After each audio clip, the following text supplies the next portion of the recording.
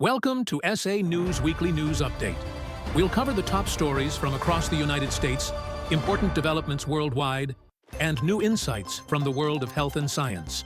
The U.S. government shutdown has entered its second week, with Congress locked in a bitter stalemate over healthcare subsidies. Senate Republicans failed for the seventh time to pass a funding bill, while Democrats insist on preserving Affordable Care Act provisions.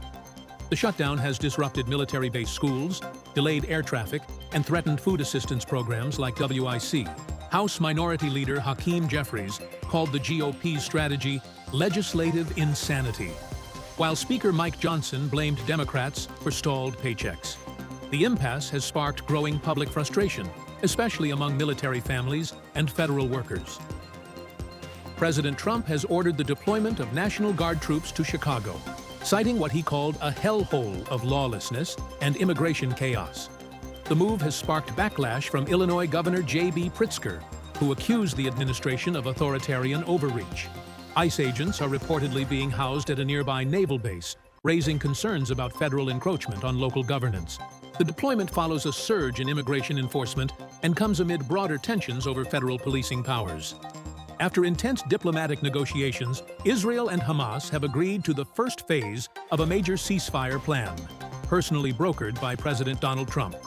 This initial agreement centers on the exchange of all remaining Israeli hostages held in Gaza for hundreds of Palestinian prisoners currently in Israeli jails.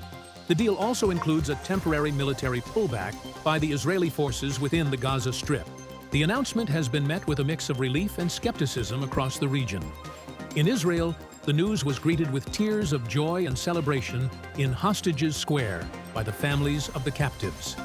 In Gaza, there were reports of celebratory gunfire as residents hoped for an end to the protracted conflict. However, experts caution that this is only the first step of a comprehensive 20-point plan, and significant unresolved hurdles remain regarding a lasting peace and the future governance of Gaza. The political significance of this breakthrough cannot be overstated, offering the first real pause in hostilities after months of intense fighting and massive casualties.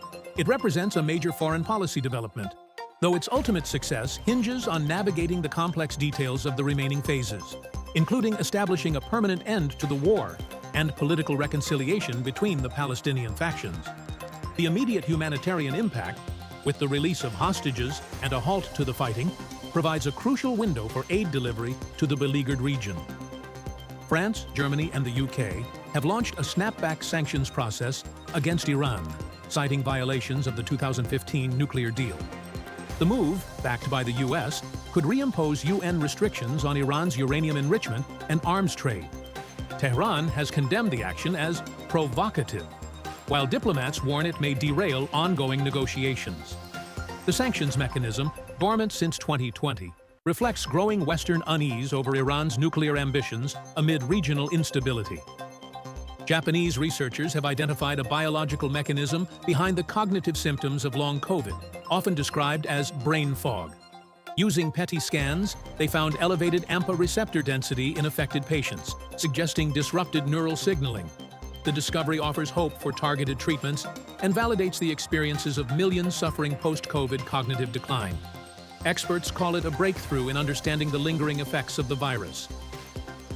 Following widespread flooding across northern India, volunteers from Satlok Ashram, under the guidance of Sant Rampal Ji Maharaj, have mobilized extensive humanitarian relief operations in multiple districts of Haryana and Himachal Pradesh.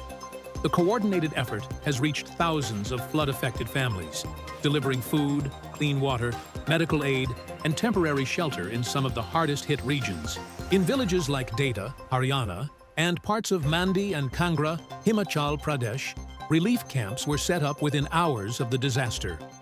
Volunteers distributed over 25,000 food packets, installed water pipes to restore access to clean drinking water, and provided mosquito nets, blankets, and sanitation kits. Mobile medical units were deployed to treat waterborne illnesses and injuries, while spiritual counseling and emotional support were offered to displaced families. A spokesperson from Satlok Ashram stated, "We are committed to serving humanity wherever the need arises. Our mission is guided by compassion and equality." The campaign is part of the ashram's broader Annapurna Muhim, which aims to ensure no one goes hungry or uncared for during emergencies.